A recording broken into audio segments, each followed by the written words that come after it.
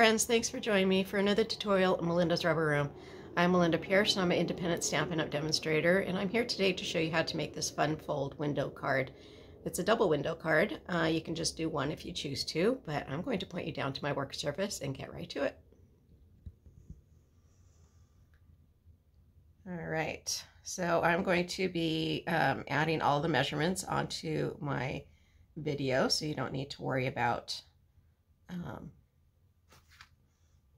taking down the notes right away. You can go back and view those. Sorry, I'm just trying to get my camera straight. It's not cooperating. Okay, so so again, this is the card that we're doing, and you're going to start with 4 pieces of 4 1/4 by 5 1/2 inches, and it's scored at 2 1/8 inch.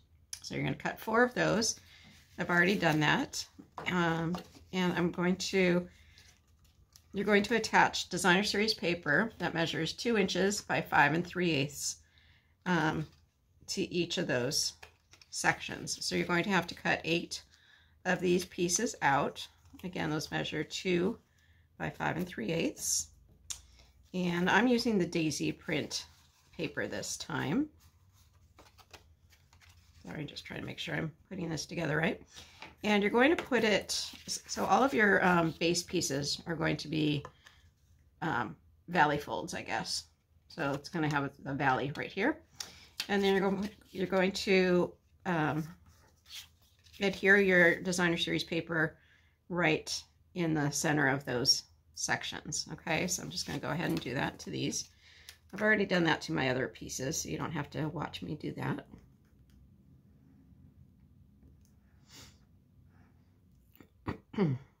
I would use a strong glue for doing this because 2 of the sections are going to have a lot of bending back and forth, so probably best just to use a strong glue or a stronger tape to adhere these on.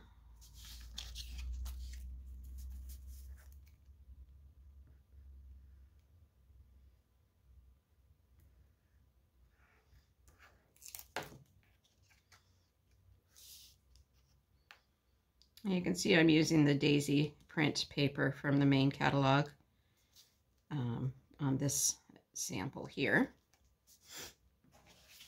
Okay, and then what I'm going to do is take each of these pieces. So I have 4.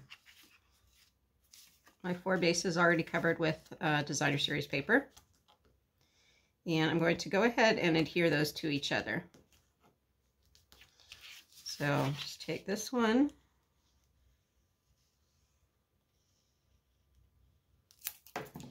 And then take the next one. If you have a directional print, you want to make sure that they're all going the same direction. We'll put this one down. So you're basically just making a stack of all of those pieces.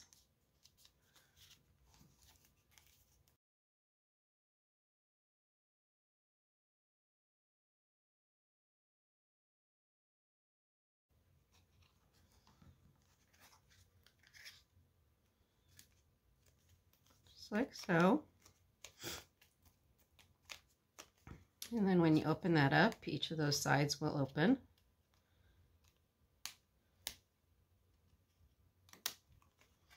Just like so. And then on this last section, you're just going to glue those 2 together. Part that I showed during my last week's Zoom session. Those Zoom sessions are free, and we make the card together. I provide all the measurements ahead of time, so you can prepare your paper ahead of time. And then we put the cards together. So if you're interested in participating in those Zoom sessions, they're Wednesday from 10 a.m. to noon Pacific time. And all of the measurements are posted on my Facebook page at Melinda's Rubber Room. So hopefully you can join us for one of those sometime, if you don't already. Okay, so this is the base of our card. And now what we're going to do is take 2 pieces of designer series paper that that measure 4.5 by 5. And I've already cut out my centers, but paper looks like that. This time I'm using a circle, so I already cut the circles pieces out. I actually laid both of my Designer Series paper on top of each other and cut them out at once. So you can do that. Again, you can use a circle or a rectangle, whatever you want. The only thing is you want to make sure that you have a piece that will sit in the center that has a large enough space or margin in between the center piece and your cutout piece. And that will give your card room to bend. Okay, so like I said, I did a circle, and what I'm going to do is take my two pieces and so these are scored at a 1/2 inch from each side. So 1/2 inch here and a 1/2 inch here. And that is along the 5-inch side.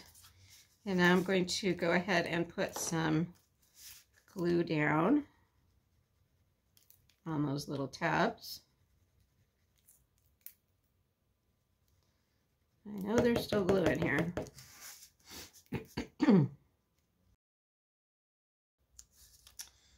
Okay, so you're going to open the card up, and you're going to center this just like so on the front of your card. You want to make sure that there's the same distance on this side as there is on the other side. It just gets put down like that. And then I'm going to flip this open to expose that other tab. On this one, you want to make sure that you're going to fold that tab in. You want to make sure that the card itself is flat and this frame piece is flat. Okay, so it's just going to go down like that. You want to make sure that you're only putting glue on those tabs, not across the top, and that's so that it can raise up like that. Okay, so if you're going to do the double window on the back side, you're going to put another window. You're going to do exactly the same thing. So if you want to, you can just leave the back blank or put some white cardstock back there to add more of a greeting. But I'm going to do the double window. Okay, so I'm going to take my other piece and do the same thing.